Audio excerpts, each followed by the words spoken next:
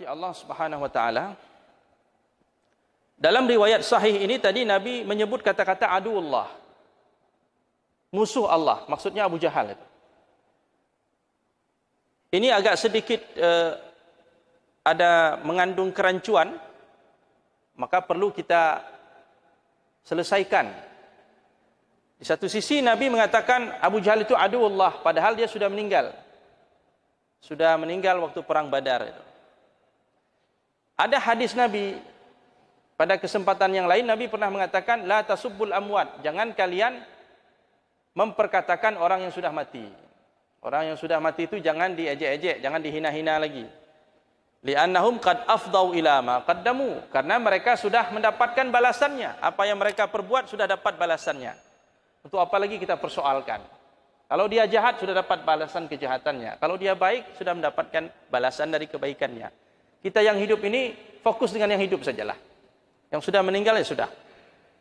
Jadi Nabi pernah bilang, hadisnya juga sahih, jangan mengejek orang yang sudah meninggal, walaupun kita benci sekali, walaupun orangnya jahat sekali. Kemudian Nabi juga melarang jangan menghina orang yang sudah meninggal sehingga orang yang masih hidup tersakiti. Anaknya, istrinya, keluarganya tersakiti akibat kita menghina ataupun mencerca orang yang sudah meninggal itu. Bagaimana dengan peristiwa ini? Nabi SAW mengatakan Abu Jahal itu aduwullah, musuh Allah. Apakah ada pertentangan antara hadis ini? Hadis dengan hadis. Makanya hadirin sekalian, fenomena seperti ini sering kita temukan dalam hadis. Makanya tidak boleh belajar hadis itu satu hadis. Perlu ada muqaranah, ada perbandingan dengan hadis-hadis lain. Inilah kerja para ulama. Jadi bukan level kita untuk mengkaji hadis itu. Belum cukup kita ilmu kita, perangkat kita. Kita perlu berguru kepada ulama. Para ulama lah yang menjelaskan ini. Inilah yang membuat kerja para ulama itu. Yang membuat mereka sibuk ini. Kenapa? Ada hadis satu sisi melarang kita menghina orang yang sudah meninggal, tapi ada hadis justru Nabi mengatakan aduullah kepada orang yang sudah meninggal. Abu Lahab, Abu Jahal. Kemudian ada riwayat lagi, hadisnya sahih juga. Suatu hari lewat seorang jenazah, dan jenazah itu dipuji-puji oleh para sahabat. Ketika Nabi mendengar pujian itu, jenazah ini orang baik, dipuji kebaikannya. Nabi mengatakan wajabat.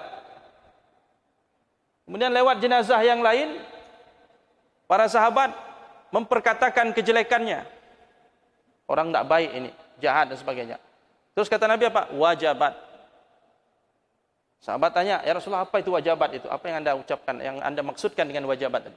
Kata Nabi, yang pertama tadi orang baik. Kalian mengatakan dia itu baik. Kalian bersaksi bahwa dia baik. Maka Allah terima kebaikannya dan dia akan mendapatkan surga. Jenazah yang kedua, kalian katakan dia orang tidak baik dan sebagainya. Wajabat an-nar. Maka terkabulkan doa kalian, persaksian kalian itu bahwa dia akan mendapatkan neraka. Karena kalian ini adalah syuhada Allah alal ard. Saksi-saksi Allah di atas muka bumi ini. Jadi kalau para sahabat sudah bersaksi ini orang baik, sudah, itu baiklah itu, surgalah itu. Ketika dipersaksikan oleh para sahabat ini orang jahat, sudah, nerakalah itu. Karena mereka lah saksi-saksi Allah di muka bumi ini. Kalau kita lihat riwayat ini kan menunjukkan bahwa orang yang sudah meninggal kan boleh di apa? Boleh di dikomentari begitu. Ini jahat ini. Ini bagaimana cara menyelesaikan hadis-hadis yang secara zahir, secara sekilas seolah-olah bertentangan satu sama lain. Inilah kerja para ulama. Kerjanya Imam Nawawi, kerjanya Imam Syaukani, kerjanya Imam Al-Munawi menyelesaikan hadis-hadis ini. Sehingga diambillah beberapa solusi untuk mengkompromikan riwayat-riwayat ini. Yang pertama, sebagai ulama mengatakan hadis yang melarang itu khusus bagi orang Islam. Kalau yang meninggal itu orang Islam, jangan lagi disebut-sebut keburukannya. Dah tutup saja. Lembaran hidupnya sudah selesai. Kita fokus ke diri kita masing-masing aja lah. Selesaikan yang hidup-hidup ini aja. Yang sudah meninggal sudah. Kalau orang Islam tidak boleh lagi. Kalau orang kafir silahkan. Abu Lahab itu mau dibicarakan setiap maghrib pun boleh, tidak apa-apa. Tabbat yada tiap hari kita baca ya. Ini jamaah sekalian suka baca tabbat yada Abi Lahab wa tab tiap. Sehingga kata para ulama, kalau orang kafir tidak ada masalah. Jadi hadis yang membolehkan tu khusus orang kafir. Hadis yang melarang itu orang Islam. Orang Islam ini kan tidak baik semua. Ada juga yang punya keburukannya, itu sudah tutup saja. Itu solusi pertama.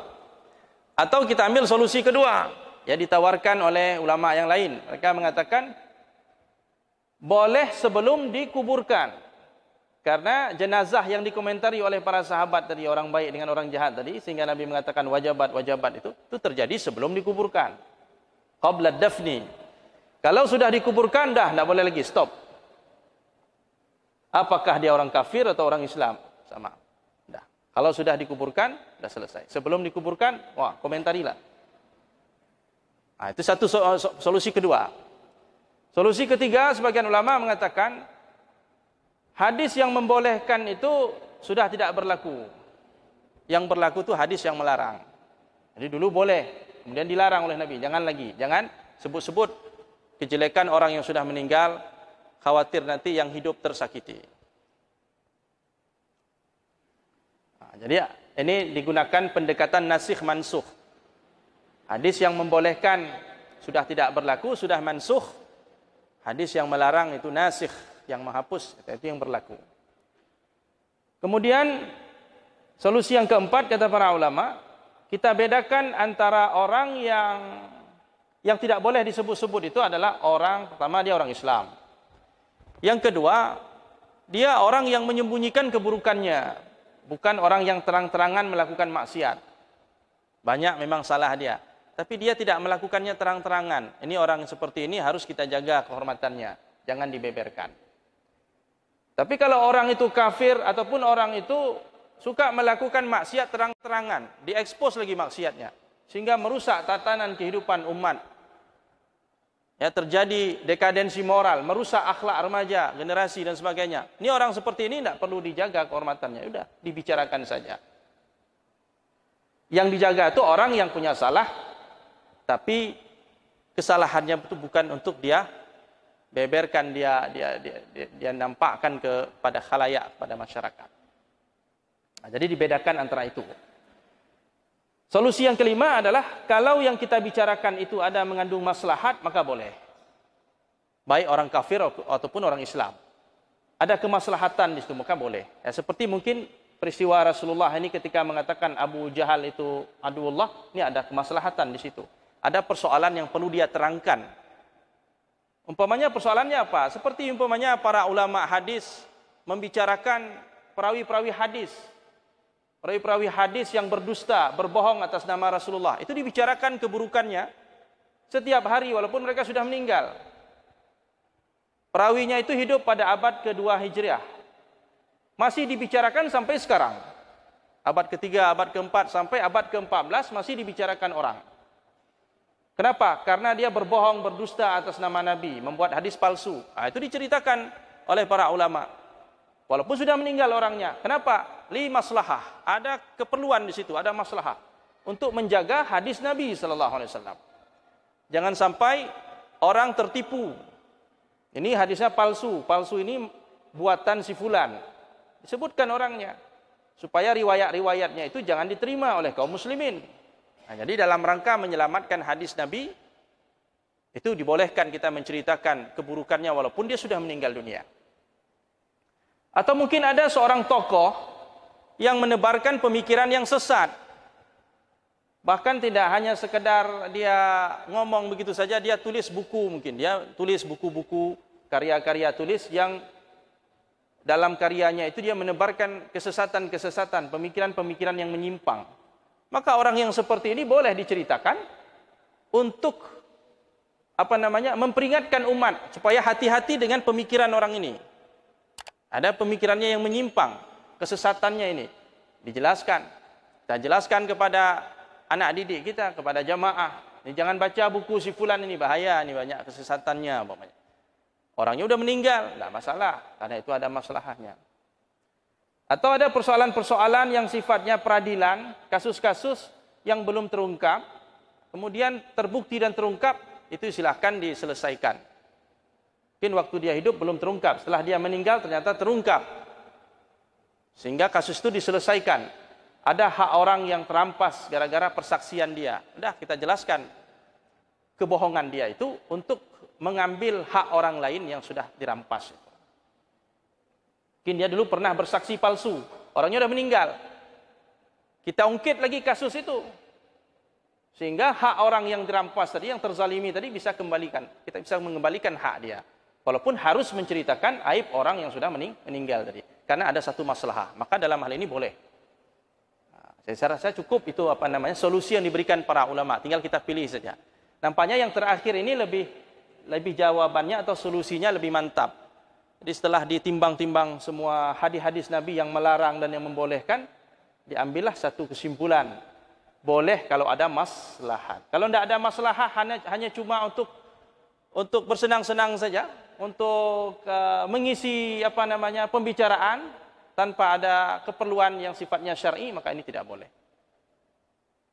Jadi omongan saja, tidak perlu. Itu perkataan yang sia-sia. Tapi kalau ada maslahah, ada keperluan, ya silakan.